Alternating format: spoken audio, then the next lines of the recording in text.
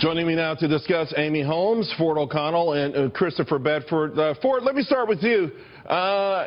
Essentially, Russia did not determine who the President of the United States was. That's one of the main takeaways of today's hearing.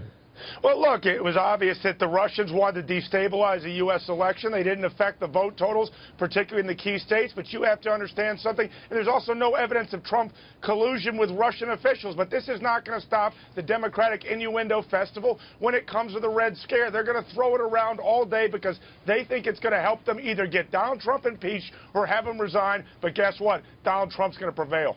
Although, Christopher, I got to tell you, the narrative over the weekend, Sunday in particular, it felt like we were going to get a total exoneration of the potential Russia/Donald Trump campaign collusion. And I was a little surprised that it sounds like to me Comey saying, hey, we just got started on this thing. It started in July and it could go on for a long time.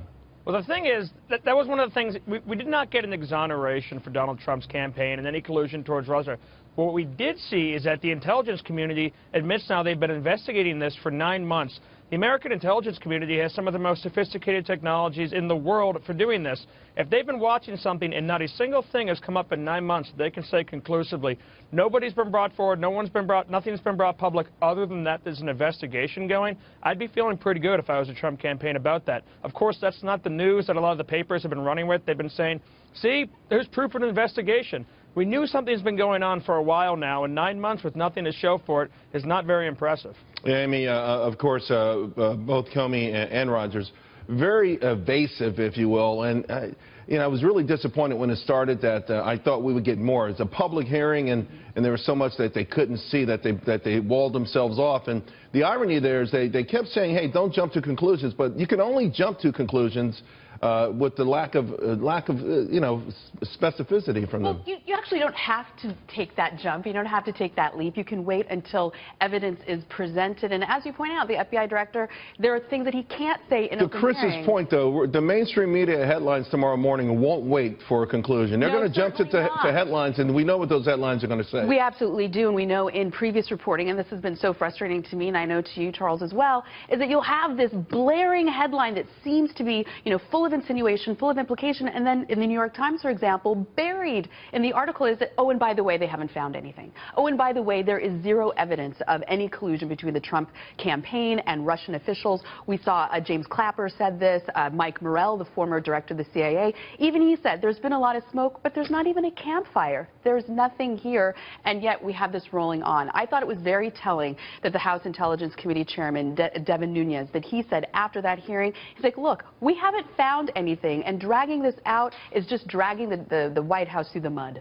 It is dragging the White House through the mud, Ford. It feels like it will go on. Again, it has a lot of people wondering why President Trump even kept Comey on the job. Nevertheless, he is there. He continues to be the center of attention. Maybe that's one reason it happens. I mean, he's been in the spotlight for a long time, and it seems like he likes it. Well, I think that Donald Trump is wise to keep James Comey on the job. And frankly, you have to play this out in public to make the case that there absolutely is no collusion, because we know, as Amy said, the mainstream media is going to run with an innuendo festival with respect to a Russian Red Scare, even though there's absolutely no evidence, as are the Democrats here. What I found most fascinating during this hearing is the fact that the Democrats were so caught up in the wiretapping claim, they actually missed out on a lot of good questions they could have asked. Well, here's what the Democrats did focus on, Chris. It felt like they were trying to get Michael Flynn in prison. Almost all of their questions felt like some sort of circular firing squad and trying to set up the idea that, again, getting back to Flynn more than the topic at hand. I thought that was somewhat intriguing. And Flynn's going to be a target for everyone involved with this for two reasons. One, because Flynn has looked like he's definitely accepted money from sources connected to the Russian government, and he's already been kicked out, so he's kind of been separated from the herd, and he's not protected as much by the White House. Also, Flynn is nearly one of the closest cases that the White House has that some kind of internal, what should be classified intelligence, his phone calls between him and the Russian ambassador, have been leaked to different outlets that are hostile to the White House. So both sides are really going to want to talk about that. And one other thing that came out to me today that really stood out was that Comey did knock down one Democratic talking point when he said, listen, this wasn't an operation to support Donald Trump. Donald Trump is not who Vladimir Putin cared about. Vladimir Putin would have backed the fence post against Hillary Clinton. What really mattered is he didn't like Hillary Clinton, and he wanted to undermine what he assumed would be her future presidency. Actually, I would go much further than that. I would say that Vladimir Putin's goal is to undermine American democracy and to throw this election into disarray, whether it was Hillary Clinton or Donald Trump. And I would also say, focusing on Mike Flynn, I can tell you at Rasmussen Reports, that is a big mistake for Democrats, because a majority of likely voters that we've asked think that this focus on Michael Flynn is purely political. It's not trying to get to the root of anything. Right. And if anything, the Democrats are proving, yes, there was surveillance. It happened to be of the Russian ambassador that scooped up the name of Michael Flynn. We got the transcript, which was illegally leaked to press sources. So I would be pointing the finger at the illegal leaker, not at Michael Flynn. And by the way, the debate, it does not stop there. So the question now, because this came up, is Hillary about to be put back into the hot seat? Take a look at this exchange, guys, between Intelligence Committee Chair David Nunes and FBI Director James Comey, just from earlier today. If this committee, or anyone else for that matter, someone from the public, comes with information to you about the Hillary Clinton campaign, or their associates, or someone from the Clinton Foundation, will you add that to your investigation? They have ties to Russian intelligence services, Russian agents. Would that be something of interest to you? People bring us information about what they think is improper and unlawful activity of any kind. We will evaluate it. A little cagey there, but the point is, a lot of information Ford has come up, particularly since the election, connecting members of the Clinton camp to Russia, and maybe this is a path that the American public will like some answers to as well.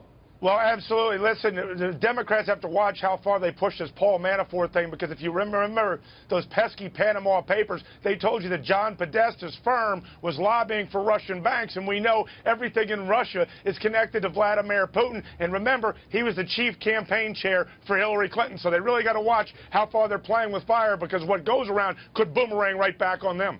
Chris? Absolutely. The Daily Caller News Foundation's Richard Pollux reported a lot on this, connecting some very, very close associates of Hillary Clinton and people in her campaign like John Podesta to the Russians. And like Ford said, everyone over there is connected with Putin. And the bottom line is, which they kind of exposed a little bit with their investigation of former Senator Sessions, now Attorney General Sessions, is pretty much anybody who's anybody has talked with the Russian ambassadors, had some kind of meetings with people, and if you're in D.C., chances that you've bumped into a spy or someone who's an agent of a foreign government are fairly high. That's absolutely correct. I think of this Russian ambassador as Where's Waldo? He seems to have been all over Washington, D.C. And I would also point out the wording of the question, anything improper or illegal. So the answer was, yeah, we'll investigate things that are even just merely improper. That is not good news for the Clintons.